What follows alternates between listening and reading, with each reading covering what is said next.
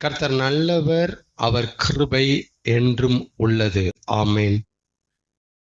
கர்த்தர் ஏன் நாம் நல்லவர்னு அடிக்கடி சொல்லணும்?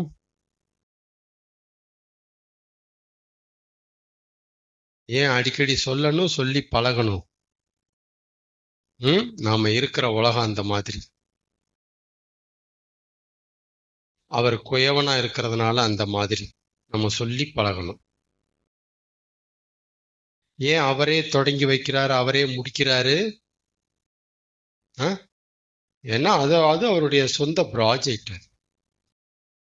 ஏன் அவரே தொடங்கணும், அவரா முடிக்கணும்? ஏன் அவர் தான் தொடங்கணுமா, அவர் தான் முடிக்கணுமா? என்ன காரணம்? நாம கொடி செய்ய வச்சா செய்யற ஜாதி, செய்ய வைக்கும்போது செய்யாம இருக்க முடியாத ஜாதி தான் கொடி. அதனால தேவன் தான் அதை செஞ்சு ஆகணும். ரெண்டையும் புரிஞ்சுக்கணும். கர்த்தர் நல்லவர். கர்த்தரை தெய்வமா, கடவுளா, இறைவனா ஏத்துக்க வைக்கிறது. ஜீசஸ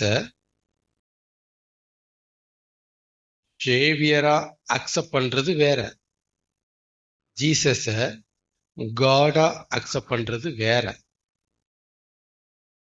புரிஞ்சுக்குங்க, ரெண்டுமே வேற வேற. இயேசுவ தெய்வமா ஏத்துக்குங்க, தெய்வமா ஏத்துக்குங்க, கடவுளா ஏத்துக்குங்க அப்படின்னு தான் பெரும்பாலும் பெரும்பாலும் சொல்லப்படுகிறது, எதிர்பார்க்கப்படுகிறது. இப்படித்தான் நமக்கு அறிவிக்கப்படுகிறது. எப்படி? கான்செப்ட் என்ன? ஜீசஸ் என்னவா அக்செப்ட் பண்ணிக்கணும், கடவுளா அக்செப்ட் பண்ணணும். இது ஒரு பார்வை. ஆனா ஜீசஸ சேவியரா, ரட்சகரா, மீட்பரா அக்செப்ட் பண்றது ஒரு ஆங்கிள், ஒரு பார்வை, ஒரு முறை. இது வேற, அது வேற. ஒருத்தர் இயேசுவ ரட்சகரா ஏற்றுக்கொண்டதுனால அவரை தெய்வமா ஏற்றுக்கொண்டதா அர்த்தம் கிடையாது. புரிஞ்சுக்குங்க, புரிஞ்சுங்க. ஜெகோவா விட்னஸ் இயேசுவ ரட்சகரா அக்செப்ட் பண்ணுவாங்க. என்ன அக்செப்ட் பண்ணுவாங்க? பாவ பரிகாரி, குற்ற நிவாரண பலி, யெகோவாவினால் அனுப்பப்பட்டவர், பலியானவர் அப்படின்னு ஜீசஸ, மனுஷகுமாரனை, தேவகுமாரனை சேவியரா, ரட்சகரா அக்செப்ட் பண்ணுவாங்க. ஆனா அதே இயேசுவ தெய்வமா அக்செப்ட் பண்ண மாட்டாங்க. கிளியர்? அப்ப இயேசுவ தேவனா அக்செப்ட் பண்றது வேற, ரட்சகரா அக்செப்ட் பண்றது வேற.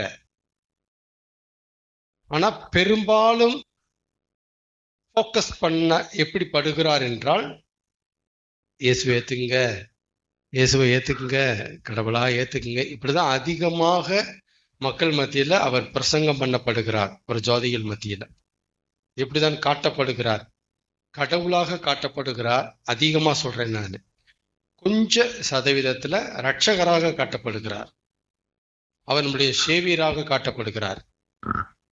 பெரிய பெரிய பிரச்சனை இருக்கு. பைபிளை மட்டும் படிச்சீங்கன்னா இது உங்களுக்கு புரியாது. கிறிஸ்தவத்தை அப்படி ஒரு சுத்திட்டு வந்தீங்கன்னா சொல்றதுனா உங்களுக்கு எல்லாமே புரியும். சுத்தணும், இது என்ன நடக்குதுன்னு தெரியும். அப்ப ரெண்டும் வேற வேற. ஆனா அதிகமா எப்படிதான் காட்டப்படுகிறார்? இயேசு கடவுள், கடவுளை ஏத்துக்குங்க, தவறு இல்லை. ஆனா அதிகமா எப்படிதான் காட்டப்படுகிறார்? இயேசு சேவியர். இயேசுங்கிற வார்த்தைக்கு என்ன அர்த்தம்? தமது ஜனங்களின் பாவங்களை நீக்கி நம்மை ரட்சிக்கிறவர் என்று அர்த்தம். அவருக்கு இயேசு என்று பெயரிடுவாயாக.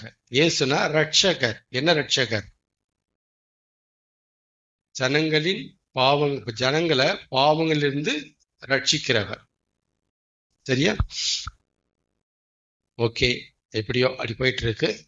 நீங்க அதை புரிஞ்சுக்கணும், ரெண்டும் வேற வேறன்ட்டு.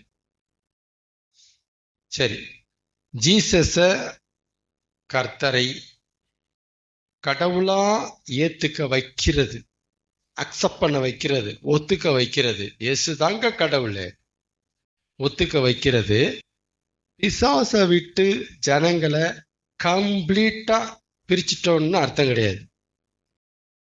இதெல்லாம் நம்ம முதல்ல புரிஞ்சுக்கணும். பிசாசட்டு வந்துட்டாங்க பிரதர், வந்துட்டாங்க. வேர்டு அண்டர்லைன் வேர்டு கம்ப்ளீட்டா, முற்றிலுமாக, முழுவதுமாக, முழுசாக பிசாச விட்டு ஜனங்களை பிரிச்சாச்சு அப்படின்னு அர்த்தம் கிடையாது. இயேசுவை ஏற்றுக்கொண்டார்கள் சிஸ்டர் அப்படின்னா கம்ப்ளீட்டா புரிஞ்சுட்டாங்க அப்படி அர்த்தம் கிடையாது. கிளியரா? அப்ப ஜீசஸ நம்ம தெய்வமா அக்செப்ட் பண்றதை வச்சுக்கிட்டு அந்த முடிக்கு வரக்கூடாதுன்னு சொல்றேன் நான். சிஸ்டரும் இப்ப ஏசிட்ட வந்துட்டாங்க, பிசாச விட்டு பிரிஞ்சுட்டாங்க ஃபுல்லாவே. தப்பு.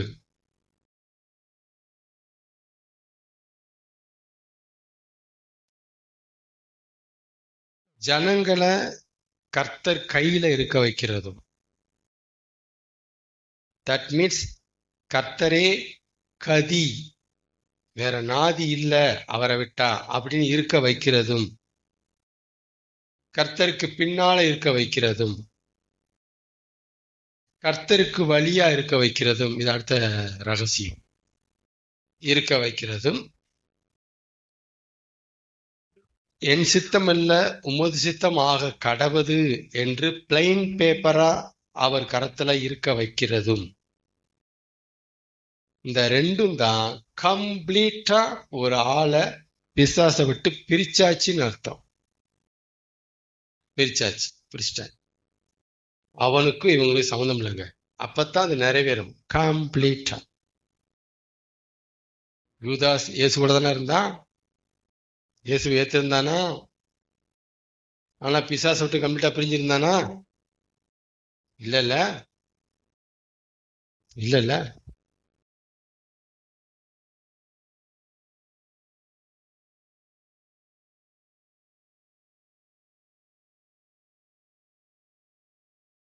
இஸ்ரவேல் ஜனங்கள் கர்த்தரை தெய்வமா வணங்குனாங்களா? ஆனா கர்த்தரை கடவுளா அக்செப்ட் பண்ணி கடவுளா ஒத்துக்கிட்டு கர்த்தரை கடவுளா கும்பிட்டு அந்த ஜனங்களை பார்த்து இயேசு சொல்றாரு, நீங்கள் உங்கள் பிதாவின் கிரியைகளை செய்கிறீர்கள். யாருங்க எங்க பிதான்னு கேட்டா பிசாசுங்கிறார். எப்படி சொல்றது உண்மையா? கும்பிடுறது கர்த்தரை வச்சுக்கலாம், ஆனா பிசாசிட்ட நாம இருக்கலாம். புரிஞ்சுக்குங்க. அதை ஜீசஸே பேசியிருக்கிறார் யோவான் 8:44. அப்ப ஒருத்தர் கர்த்தரை கும்பிடுறதுனால பிசாச விட்டு வந்துட்டான்னு அர்த்தம் கிடையாது. புரிஞ்சுங்க. கும்பிடுறத மட்டும் விட்டுட்டு அவ்வளவுதான். மற்றதெல்லாம் எங்கதான் இருக்கிற ஆளு அதான் சொல்லுவாங்க, சபையில ஊழியர்கள் பேசுவாங்க. பிசா சொல்லுவானா, இப்போ சபை போட்டோம், அந்நிய பாஷை பேசட்டும், ஒன்னும் பிரச்சனை இல்லை, அவன் நம்மால் தான் சொல்லுவானா, அவன் நம்மால் தான் அடிமானா. என்ன அர்த்தம்? அவன் என்கிட்ட தான் இருக்கிறான், இல்ல போய் கும்பிட்டு வருது, அவ்வளவுதான். கிளியரா? அப்ப புரிஞ்சுக்கங்க, கர்த்தரை தெய்வமா கும்பிடுறதோ அல்லது கர்த்தரை ஜீசஸ கடவுளா அக்செப்ட் பண்ண வச்சுட்டோம் பிரதர் அப்படிங்கிறதோ பிசாசை விட்டு கம்ப்ளீட்டா நாம எடுக்கலன்னு அர்த்தம். பிரிக்கல. எப்ப பிரிக்கிறோம் அப்படின்னா கர்த்தரை நம்பிக்கையா வைத்துக்கொள்ள வைக்கிறது, கர்த்தருக்கு பின்னால இருக்க வைக்கிறது. கை காலம் முட்டைக்கிட்டு இருங்க பிரதர் அப்படிங்கிறது. கர்த்தருக்கு பின்னால இருங்க பிரதர், கர்த்தரை சார்ந்து இருங்க பிரதர்.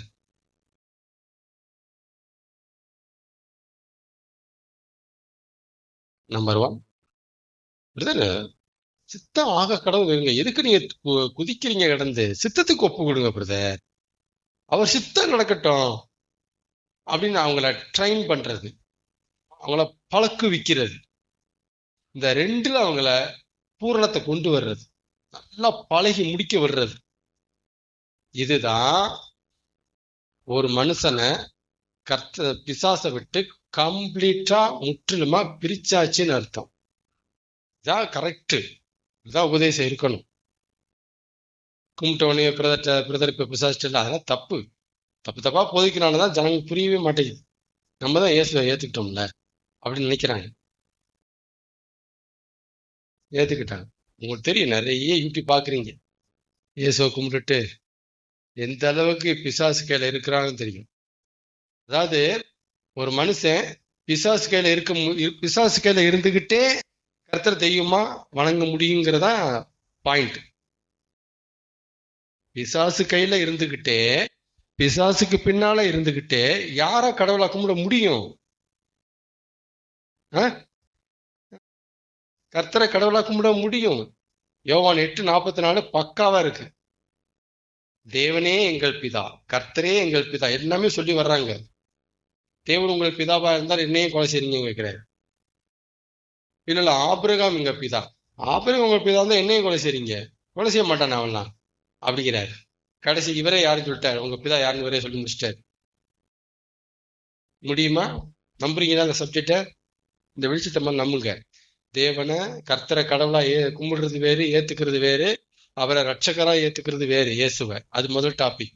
ரெண்டாவது, கர்த்தரை ஒருத்தர் கடவுளா கும்பிடுறதுனால பிசாசை விட்டு கம்ப்ளீட்டா வந்துட்டதா அர்த்தமே கிடையாது. உங்களுக்கு நல்லாவே தெரியும், அர்த்தமே கிடையாது. கிளியர்? கண்ணால நமக்கு சாட்சியே இருக்காங்க, பாத்துக்கங்க. நீங்க அர்த்தம் கிடையாது. அப்ப கர்த்தருடைய கரத்துல கையில இருக்க வைக்கிறதும், குயவன் கையில இருக்கணும். கையில இருக்கிற அந்த மண்ணு பிளைன் பேப்பரா இருக்கணும். ரெண்டுமே கரெக்டா மெர்ஜாகி போகும்போதுதான் எடுத்தாச்சு. அவன் கையை விட்டு கம்ப்ளீட்டா பிரிச்சாச்சு. வேடு முக்கியம், வேடு முக்கியம். அப்ப கர்த்தர் பிசாசு கையில இருந்துகிட்டே கர்த்தரை கடவுளா வணங்க முடியும் என்பதற்கு யோவான் 8:44 பக்கா எவிடன்ஸ். ஆமீன். சரி,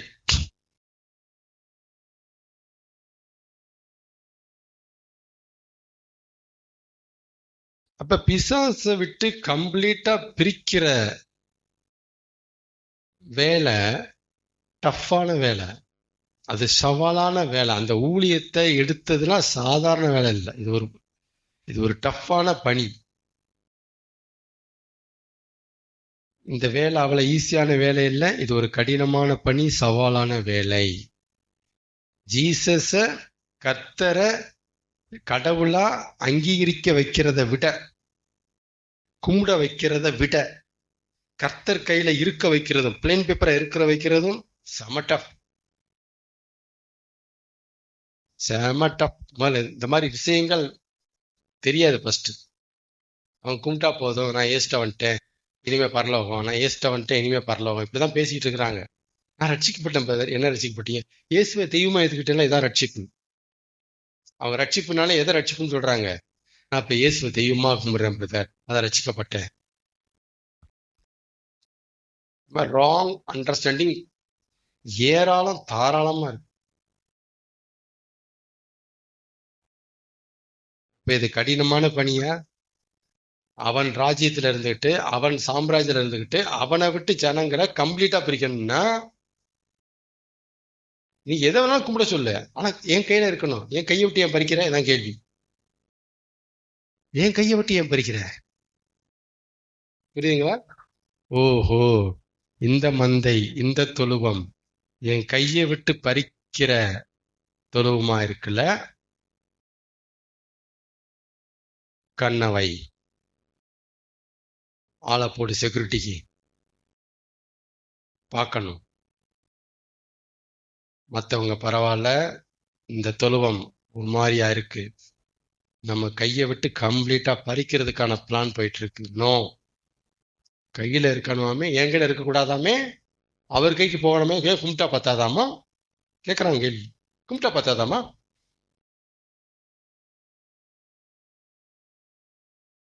ஆரம்பிச்சானா ஆரம்பிச்சிருவான்.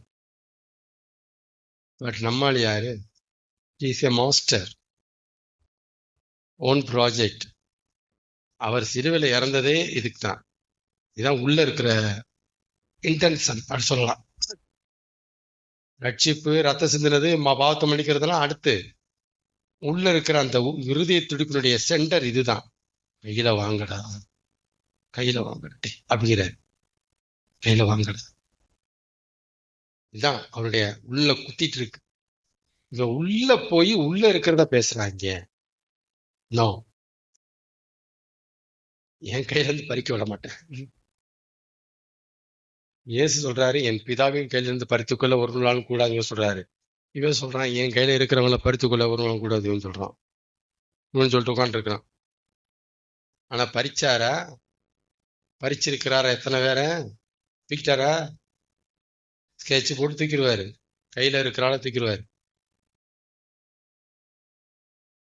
பவுல் பாருங்க, பவுலா இருக்கும்போது கர்த்தர் மேல வைராக்கியம் அப்படி. ஆனா யாரு கையில இருந்தான்? யாரு கையில இருந்தான்? விசுவாசிகளை அடிக்க, துன்பப்படுத்த என்ன வேலை பண்ணான் சவுலு? யாரு கையில இருந்து பண்ண வேலை? முடியும் அப்படிங்கிறத நம்புங்க. அப்ப புரிஞ்சுக்குங்க. அடுத்தது போவோம். இயேசுவை கடவுளா ஏத்துக்கிறது வேற, அவரை ரட்சகரா ஏத்துக்கிறது வேற. ரெண்டாவது, கர்த்தரை கடவுளா ஏத்துக்கிறது வேற. அதை வச்சுக்கிட்டு நம்ம கம்ப்ளீட்டா பிடிச்சிட்டோங்கிறது அர்த்தம் கிடையாது. கம்ப்ளீட்டா நாமளும் வந்துட்டோங்கிற அர்த்தமே கிடையாது. அவர் கையில இருக்கிறதும் பிளைன் பேப்பரா இருக்கிறதும் தான் நாம அவனை விட்டு மூட்டைய முடிச்செல்லாம் எடுத்துட்டு வெளியே வந்துட்டதா அர்த்தம். இல்லைன்னா அது வரைக்கும் அவன்கிட்ட தான் இருக்கிறதா அர்த்தம். கரெக்டா? அங்கதான் இதுதான் பூர்ண ரட்சிப்பு. அப்படிதான் ஆண்டு எனக்கு கற்றுக் கொடுத்தாரு.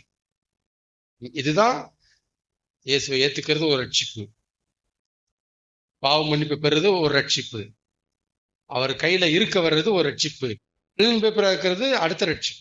இப்படி ரட்சிப்பு ரட்சிப்பை அடிக்கிட்டு போயிட்டு இருக்கு. ஆமேன். ஓகே, காலையில பேசுனதை தொடருவோம். என் தாசனாய யோபின் மேல் என்ன வைத்தாயோ கவனம் வைத்தாயோ. கவனம் வைத்தாயோன்னா என்ன மீனிங்கு?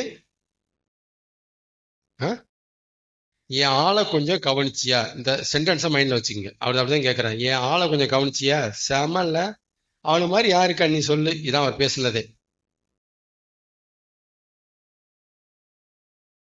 யோபை பத்தி தேவன் தான் ஆரம்பிச்சாரு, பிசாசு ஆரம்பிக்கல. பிசாசிடம் யோப தேவன் மெச்சுக்கிட்டாரு, புகழ்ந்தார், உயரத்துல வச்சு பேசினாரு.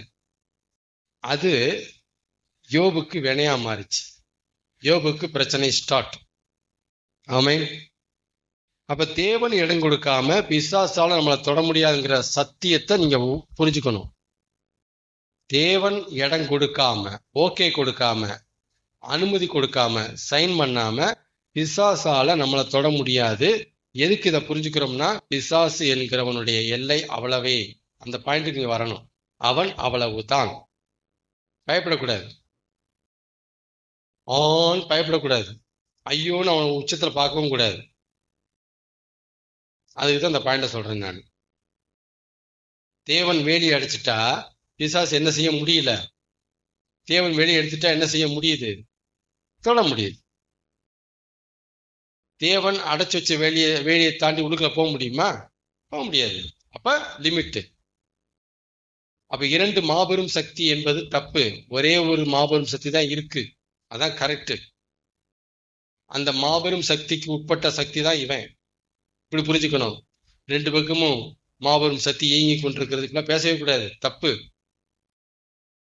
அவர் தான் சொல்றாரு, எனக்கு மேல யார் இல்லைன்ட்டாரு, எனக்கு சமமா யார் இல்லைன்ட்டாரு. அப்புறத்துக்கு நீங்க சமமா பேசுறீங்க? எதுக்கு சமமா பேசுறீங்க? இவர் ஒரு சக்தி, அவர் ஒரு சக்தி, சண்டை போட்டுருக்காங்கன்ட்டு எதுக்கு பேசுறீங்க? தப்பு இல்ல? ஓகே.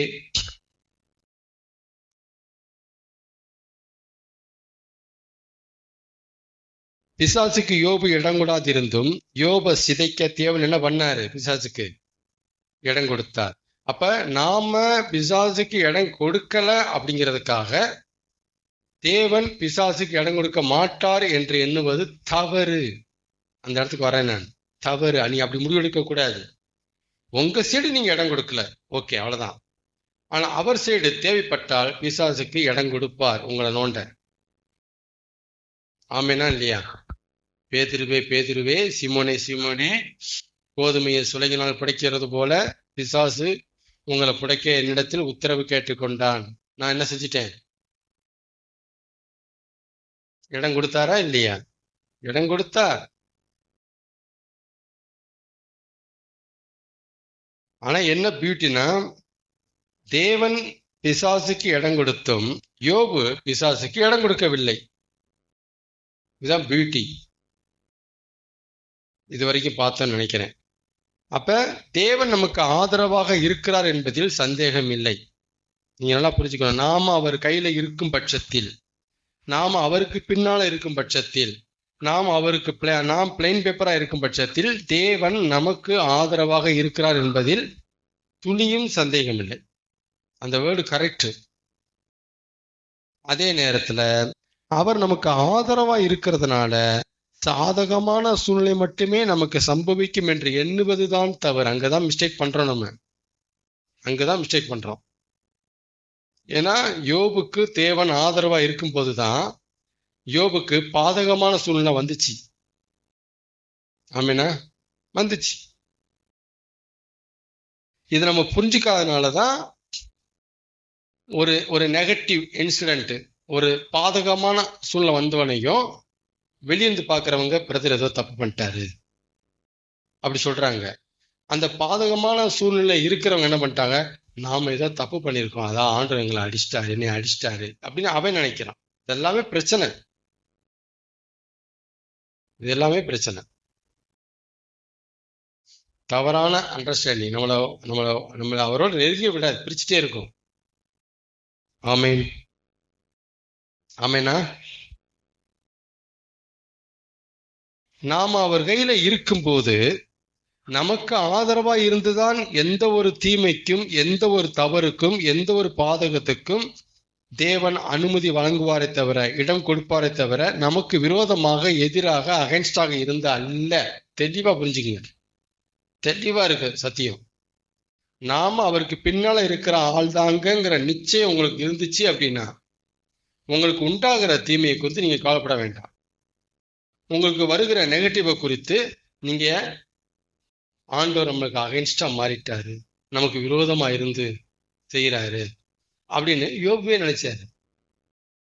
அவர் என்னை எதிரியாக பார்க்கிறார், அவருடைய வில்லாளர் என்னை சூழ்ந்து கொள்கிறார்கள், அவர் விட்டு அம்பு என்னுடைய உயிரை குடிக்குது, என்னை லக்காக வைக்கிறார் அப்படின்னு யோபுவே சொல்றார் இந்த வார்த்தையை. பட் ஃபேக்ட் என்ன? யோபுக்கு எதிரா இருந்து இதை அனுமதிக்கல, யோபுக்கு ஆதரவா இருந்து தேவன் இதை அனுமதிச்ச தீமைகள். ஓகே, ஒருவனுக்கு ஆதரவாக இருந்து அனுமதிக்கும் தீமைகளும் உண்டு, ஒருவனுக்கு எதிரியாக இருந்து தேவன் அனுமதிக்கும் தீமைகளும் உண்டு. பைபிள் ரெண்டுமே இருக்கு. நகோமிக்கு தேவன் ஆதரவா இருந்து தீமை அனுமதிச்சாரா, எதிராக இருந்து அனுமதிச்சாரா? யோசேப்புக்கு ஆதரவா இருந்து தீமைக்கு அனுமதி கொடுத்தாரா, இல்ல அகன்ஸ்டா எதிராக இருந்து அனுமதி கொடுத்தாரா? இதெல்லாம் இருக்குல்ல பைபிள்ல. சரித்திரங்கள் ஆதாரமா இருக்குல்ல. நடந்த சம்பவங்கள் பொய் சொல்லுமா? சம்பவங்களை கவனிக்கணும்ல. ஆமென். இந்த ஒரு பாயிண்ட் ரொம்ப முக்கியம். இதை புரிய வைக்கிறதுக்கு எனக்கு நிறைய வருஷம் எடுத்துச்சு இதை நான் ஒத்துக்க வைக்கிறதுக்கு. அவ்வளவு சம்பவங்களை காமிக்கிறார் எனக்கு. ஆனா ஆதரவா இருக்கும் போதும் என்ன வரும்? நெகட்டிவ்ஸ் வரும். அப்ப நெகட்டிவ் வந்துட்டாலே தேவன் நமக்கு எதிராக இருக்கிறார்னு நீங்க நினைக்க கூடாது. அவர் எதிராக இருந்து, விரோதமா இருந்து நெகட்டிவ் தருகிறதும் உண்டு. ஆனா ஆதரவா இருந்தும் நெகட்டிவ் தருகிறதும் உண்டு. அப்படிங்கிறத நீங்க அக்செப்ட் பண்ணிக்கணும். எடுத்தோடனே நீங்க நமக்கு என்ன பிளட்டு மைண்ட் செட் என்ன, நெகட்டிவ்ஸ் வந்துட்டா உடனே நம்ம குற்றவாளி, தேவன் நம்மளை தண்டிச்சிட்டாரு, நாம ஏதோ தப்பு பண்ணிட்டோம், எடுத்தோடனே அதான் வரும். இப்படித்தான் நம்ம வளர்க்கப்பட்டோம், பழகி இருக்கிறோம். எப்படி வராது? ஓகே, பார்த்துக்கலாம். நம்ம தேவன் கையில தான் இருக்கோம், பார்த்துக்குவோம். இப்படி வராது. ஏன்னா தேவன் கையில இருக்குங்கிற டாபிக்கே ரொம்ப சொற்பம். அது ரொம்ப ரொம்ப சொற்பம். அது அற்பமாவோட தெரியும். அதனால நமக்கு அந்த பக்கம் போகவே இல்லை. நமக்கு என்ன தெரியும்? கும்பிடுறோம், முடிஞ்சுச்சு. அதுக்கப்புறம் உள்ள ப்ராசஸ் நமக்கு தெரியாது, மறைவா இருக்கு கண்ணுக்கு. கும்பிடுறோம், பிரதர் கர்த்தரை கும்பிடுறாங்க, அதோட முடிச்சாச்சு. கைக்கு வரணும், பிளைன் பேப்பரா இருக்கணும். இதெல்லாம் ஜீசஸ் அழகா சொல்லி காமிக்கிறாரு. என் பிதா என்ன செய்யறாரோ அதான் நான் செய்யறேன், பிளைன் அதான் செய்யறேன். அது பின்னால் இருக்கிறதும் தெரியுது, பிளைன் பேப்பரா இருக்கிறதும் தெரியுது. ஆயினுடைய செத்தத்தினுடைய கிடவுது. அழகா மாடல், நமக்கு மாடல் அழகா சொல்றாரு அவர். ஆமீன். யோசேப்பு தன்னை பகைக்கிற அண்ணன்மார்களை தனியாக சந்திக்க சென்றது எதிர்காலத்தில் நடக்க வேண்டிய சரிக்காக நிகழ்காலத்தில் நடக்க வேண்டிய ஒரு தவறு, ஒரு மிஸ்டேக். ஆக்சுவலா ஒரு மிஸ்டேக் தான். நல்ல ஞானி, படிச்சவங்க, கல்விமான்க, புத்திசாலி என்ன சொல்லுவாங்க? எப்பா அவன் தான் பகைக்கிறான் இல்லப்பா, ஏன் யோசப்படி போன? உன்னை யார் போய் சொன்னா? சரி நீ தான் போனியே, உங்க அப்பாக்கு தெரிய வேண்டாம்? போய் பார்த்து வேணான்ட்டு அப்பா அனுப்புனாரே, ஒரு 10-15 பேரை கூட அனுப்ப வேண்டாமா உனக்கு ஆதரவா? தனியா தூக்குவாளி தூக்கிட்டு ஓடி இருக்கேப்பா நீ. எப்பா மிஸ்டேக் நீ பண்ணிட்டப்பா, நீ கர்த்தரை குறை சொல்லாதப்பா.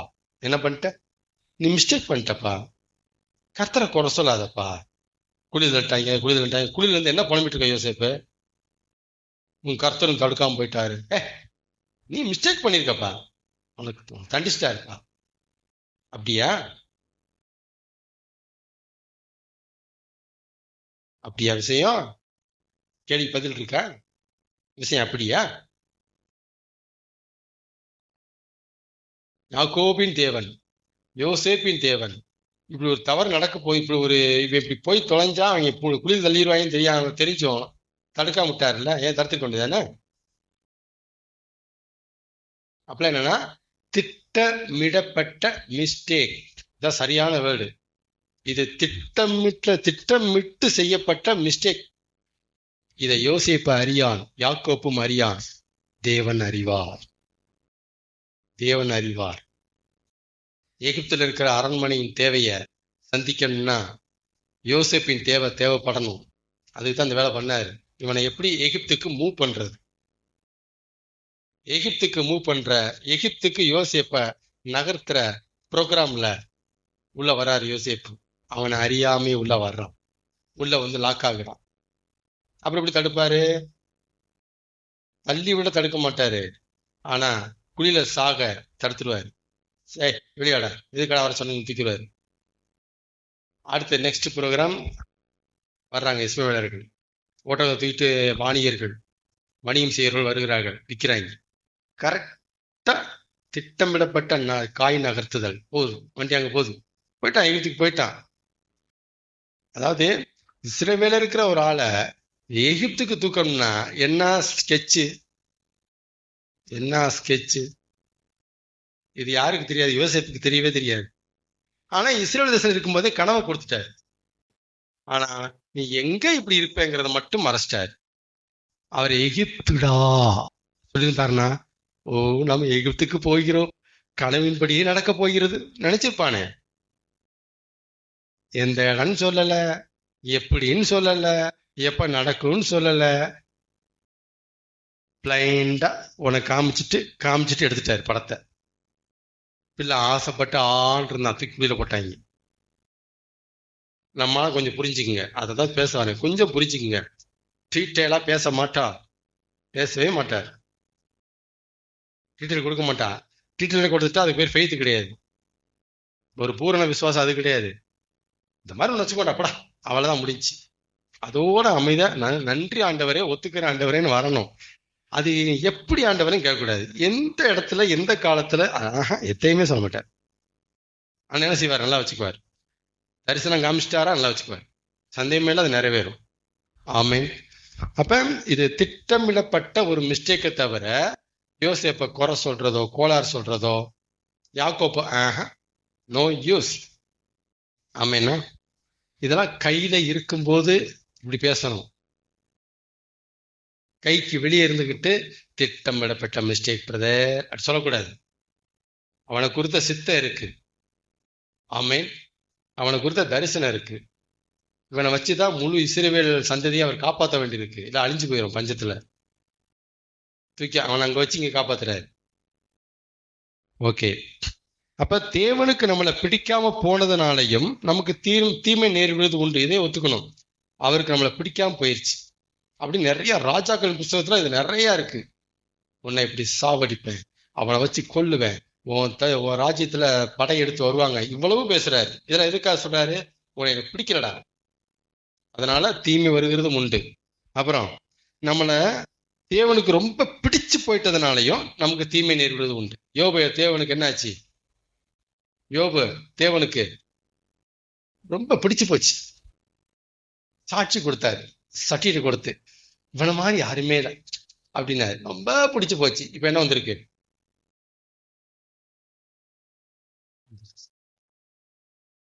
இதெல்லாம் முத்து முத்தான சத்தியங்கள். நான் சொல்றது எல்லாமே பிரிச்சு பிரிச்சு பிரிச்சு பிரிச்சு தேவன் காமிச்ச விஷயங்கள் இது.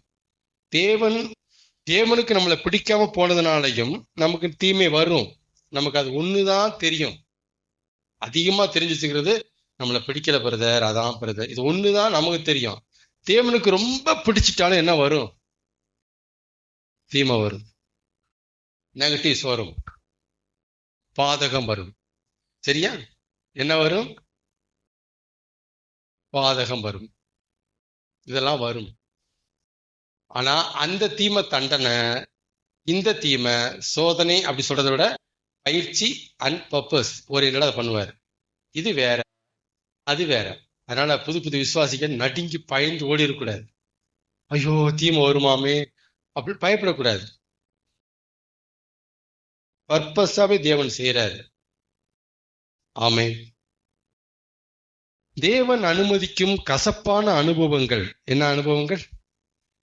அவருடைய கையில இருக்கிற மனுஷனுக்கு தேவன் அனுமதிக்கும் கசப்பான அனுபவங்கள் எல்லாமே நன்மைக்காகவே அன்றி தீமைக்காக அல்லவே அல்ல. ரோமர் 8:28. இதைத்தான் பவுல் புரிஞ்சுக்கிட்டு எழுதுறாரு. அன்றியும் அவருடைய தீர்மானத்தின்படி அழைக்கப்பட்டவர்களாய் தேவனிடத்தில் அன்பு கூறுகிறவர்களுக்கு சகலமும் நன்மைக்கு, நன்மையா சொல்லல, சகலமும் நன்மையா நடக்கும் சொல்லல. அவரு சகலமும் நன்மைக்கு ஏதுவாக நடக்கிறது. இட் மே பி தீமை, இட் மே பி தப்பு, தவறா இருக்கலாம், தீமையா இருக்கலாம், மிஸ்டேக்கா இருக்கலாம், தீமையா இருக்கலாம். எல்லாமே எதுக்கு ஏதுவா? இப்ப இப்படி சொல்றேனே, யோசேப்பு பண்ணுன அந்த மிஸ்டேக், பகைக்கிறான் தெரிஞ்சும் தனியா போயிட்டமாடா. யோசேப்பு பண்ண மிஸ்டேக் எதிர்காலத்துல நடக்க வேண்டிய ஒரு ரைட்டுக்காக தான் நடந்துச்சு. இப்ப நம்புறீங்களா? அப்ப புரிஞ்சுக்குங்க, சகலமும் நன்மைக்கு ஏதுவாக மாத்திரமல்ல, சகலமும் சரிக்கு ஏதுவாகவும் நடக்கிறது. ஐயோ தப்பு நடந்து போச்சே, தப்பு, ஐயோ சரிக்கு ஏதுவாக நடக்கிறது. ஒரே ஒரு பாயிண்ட் தான் முக்கியம். நாம் பிளைன் பேப்பராக இருக்கிறோமா, கர்த்தருக்கு பின்னால இருக்கிறோமா? அதைத்தான் காலைல சொன்னார் ஆண்டவர். வாழ்க்கை எப்படி போதுங்கிறது மேட்டர் இல்லை, ஊழியம் எப்படி போதுங்கிறது மேட்டர் இல்லை, நாம கையில இருக்கிறோமாங்கிறதா மேட்டர். பிளைன் பேப்பரா இருக்கிறவங்க தான் மேட்டர், அதுதான் மேட்டர். திரும்ப திரும்ப. ஆமென். ஆனா தேவன் அனுமதித்ததெல்லாம் நன்மைக்காக என்பது தீமையை அனுபவிக்கும் போது அது நமக்கு தெரியாது என்பதே உண்மை. தேவன் அனுமதிக்கும் கசப்பான தீமைகள் எல்லாமே எதுக்காகத்தான் அனுமதிக்கிறாரு? நன்மைக்காக, தீமைக்காக இல்லவே இல்லை. நடந்திருக்கிறது என்னமோ தீமை, நேரிட்டு இருக்கிறது என்னமோ தீமை, நடந்தது என்னமோ தீமை. ஆனா எதுக்காக இல்லைங்கிறதான் பாயிண்ட். அதை விட்டுறோம் நம்ம. நடந்திருக்கிறது தீமை, ஆனா நன்மைக்காக, தீமைக்காக இல்ல, நன்மைக்காக. செஞ்சது என்னமோ தப்பு, நடந்திருக்கிறது என்னமோ தப்பு யோசேப்பு, ஆனா அது தப்புக்காக இல்ல, சரிக்காக நடந்த தவறு, ஒரு சரிக்காக நடந்த ஒரு மிஸ்டேக். ஆமேனா? ஆமீன். ஆனா அனுமதித்தெல்லாம் நன்மைக்காக என்பது தீமையை அனுபவிக்கும் போது அது நமக்கு தெரியவே தெரியாது. யோசேப்புக்கு தெரிஞ்சா, நான் இங்க வர்றதுக்கு ஒண்ணுமே செய்யல, என்னை ஜெயில போட்டாங்க, எப்படியாவது பார்வன்ட்ட சொல்லி என்னை ரிலீஸ் பண்ணுங்க அப்படித்தானே சொன்னேன். அப்ப என்ன அர்த்தம் அதுக்கு? என்ன அர்த்தம்? இந்த தீமை நன்மைக்காக தெரியாது. ஐயோ நான் தேவையில்லாம வந்து மாட்டிட்டு இருக்கேன்னு சொல்றான். நான் தேவையில்லாம மாட்டிட்டு இருக்கிறேன் அப்படின்னு சொல்றான். ஆனா அது நன்மைக்கு அப்படிங்கிறது தீமையை அனுபவிக்கும் போது யாருக்குமே தெரியாது. சொன்னாலும் ஏத்துக்கிற மனநிலை இருக்காது. போங்க பிரதர், இது எப்படி நன்மைக்கு எதுவா இருக்கும் பிரதர்? பக்கவா தெரியுது மிஸ்டேக்குன்னு, தப்பு நடந்திருக்கு பிரதர், இது எப்படி ஒரு ஒரு சரிக்காக இப்படித்தான் பேசுவோம். அதனாலதான் தேவன் நம்மளை வாயை திறக்க விட மாட்டார். நீ பேசிட்டே கடை போடா அப்படின்றாரு, நீ அங்கதான் இருக்குன்றாரு. உனக்கு இப்படிதான் செய்வேன் இருறான்ற, உனக்கு இப்படி சொன்னா புரியவே புரியாது. ஆனா கடைசியா யோசேப்புக்கு சொல்றாரு அழகா, நீங்கள் எனக்கு தீமை செய்தீர்கள், அவர் எனக்கு நன்மையாக மாற்றினார். ஆக்சுவலா அதுவே ஒரு மாதிரியான புரிதல் தான் அது. பட் ரைட் புரிதல் அது கிடையாது. அந்த அந்த சகோதரர்களுக்கு அதை புரிய வைக்கிறாரு அப்படி. பட் பிகன் ஸ்கிரில்ல ஃபேக்ட் என்னன்னா அது கிடையவே கிடையாது. அப்படி கிடையாது. அது தீமையை அவர் நன்மையான மாத்தல, நன்மைக்காக தீமையை கொடுத்தாரு. அதான் கரெக்டான வேர்டு. சரி, அடுத்து வரேன், முடிக்க போறேன். அப்ப இதை ஒத்துக்கிறீங்கன்னா, ஒருத்தர் தவறுல மாட்டிட்டு இருக்கும்போது, ஒருத்தர் தீமையில மாட்டிட்டு இருக்கும்போது, பிரதர் நன்மைக்காக தான் பிரதர் சொன்னா, அதை ஏத்துக்கிற மனசு வருமா? யோசிப்பிக்க வரலையே. ஆனா இதை நல்லா புரிஞ்சுக்கிட்டோம்னா, கையில இருக்கிறது பிளைன் பேப்பர் இருக்கிறது, இந்த பக்கம் பார்க்க கூடாது, விடுறா நன்மை தாண்டா விடுறா அடிச்சு போயிடுவான். இது புரிஞ்சாதான் அது போக முடியும். இது புரியல, இது நம்ம தெளிவில்லை அப்படின்னாலே நடக்கிறத வச்சு இங்க முடிவெடுப்போம். ஐயோ சரியில்லை சரியில்லை மிஸ்டேக் இப்படி எதுவும் சொல்லிட்டு இருப்போம். நம்ம கையில இருந்துட்டா கண்ணை முடிக்கணும். சூப்பரா நம்மளை ஓவர்டேக் பண்ணி நடத்துவாரு. ஆமேன். சரி, ஒரு தீமையை நன்மையா மாற்றுகிறதும் அவரிடத்துல உண்டு, புரிஞ்சுக்குங்க. இதுவும் உண்டு. ஒரு ஒரு நன்மை நடக்க வேண்டி தீமைக்கு அவர் இடம் கொடுக்கறதும் உண்டு. இந்த ரெண்டுமே அவர்கிட்ட இருக்கு. சரளமா பார்க்கலாம் அவர்கிட்ட. நீங்க ஒரு பாருங்க, ஒரு தீமையை நன்மையா மாத்துறாரு அப்படின்னா நடந்த தீமைக்கு நாம தான் பொறுப்பு. ஒரு தீமையை தேவன் நன்மையா மாற்றுகிறார் என்று விசுவாசிக்கிறீங்கன்னா நடந்த தீமைக்கு யார் காரணம்? நான் தான்ப்பா மிஸ்டேக்கா வந்துட்டேன், வகைக்கிறாங்க தெரிஞ்சு வரக்கூடாது, வந்துட்டேன். ஆனாலும் பாருங்க தேவன் நன்மையா மாத்திட்டார். Correct correct. அந்த தீமைக்கு யார் பொறுப்பு? நல்ல பாயிண்ட். அது நம்ம தான் பொறுப்பு. நம்ம பொறுப்பு நாம காரணம் நினைக்கிறதுனால, சரி தப்பு பண்ணிட்டேன் விடுங்க பிரதர், தப்பு பண்ண என்ன, கர்த்தரை விசுவாசிங்க சரியா மாத்துவாரு சொல்றோமா?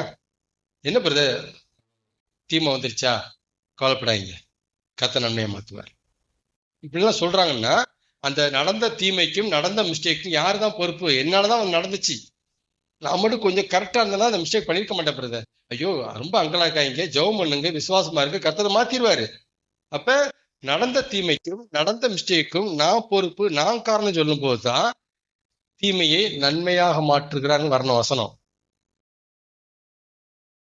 அதே நேரத்துல ஒரு நன்மை நடக்க வேண்டி தேவனே தீமைக்கு இடம் கொடுத்திருப்பாரே, ஆனால் அந்த தீமைக்கு யார் பொறுப்பு?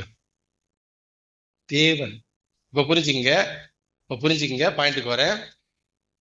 யாக்கோப்பும் யோசேப்பும் கூட்டணி சேர்ந்து செஞ்ச மிஸ்டேக் யார் பொறுப்பு?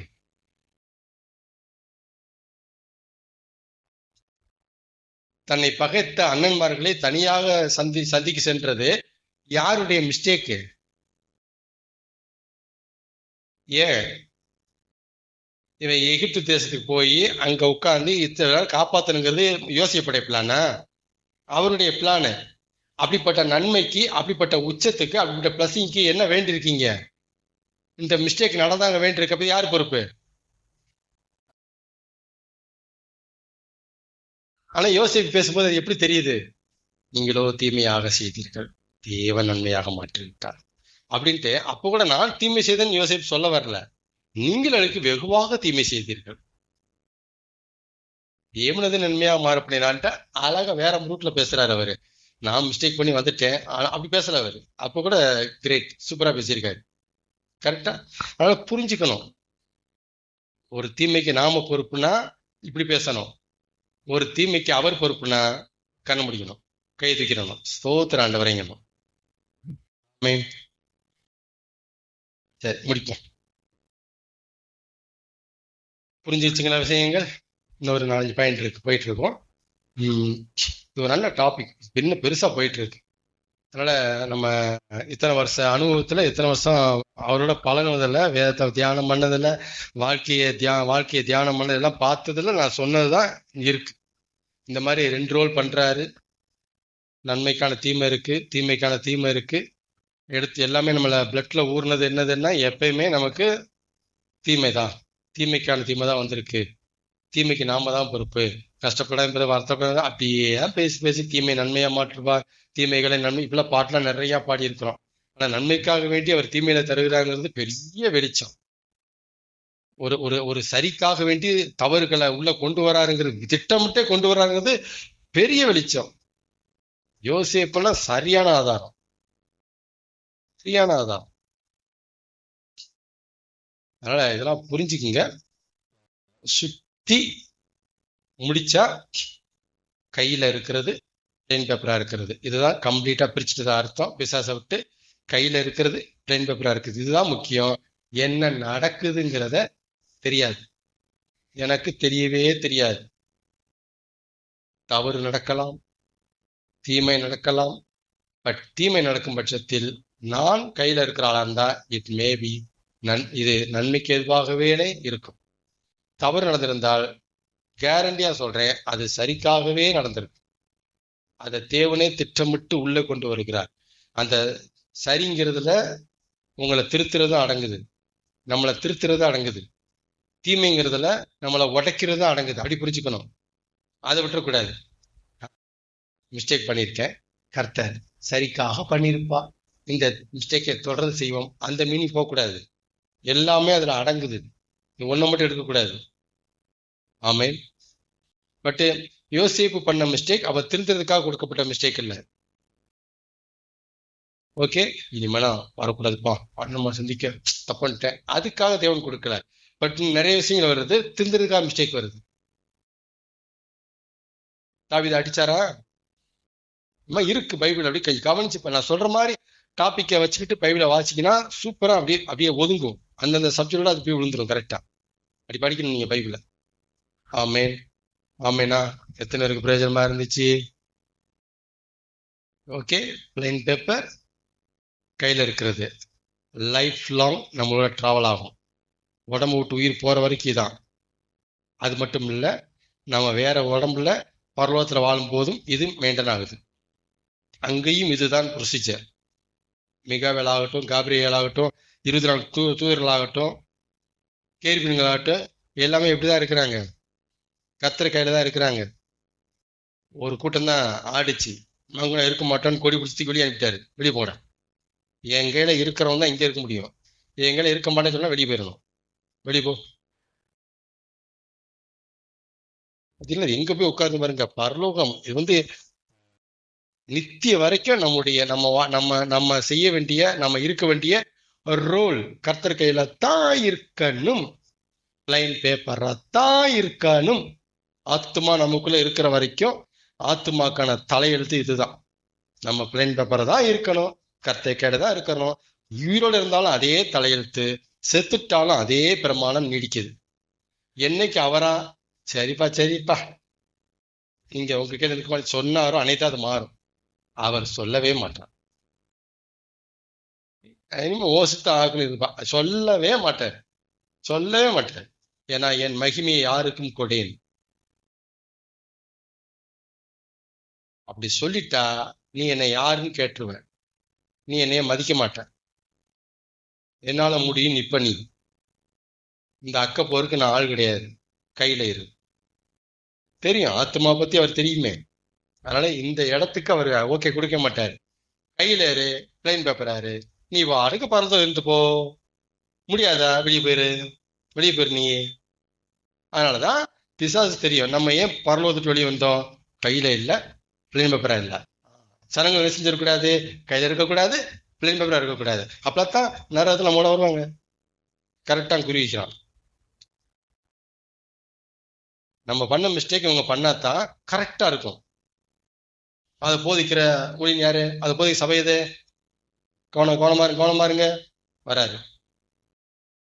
ஆமேன்.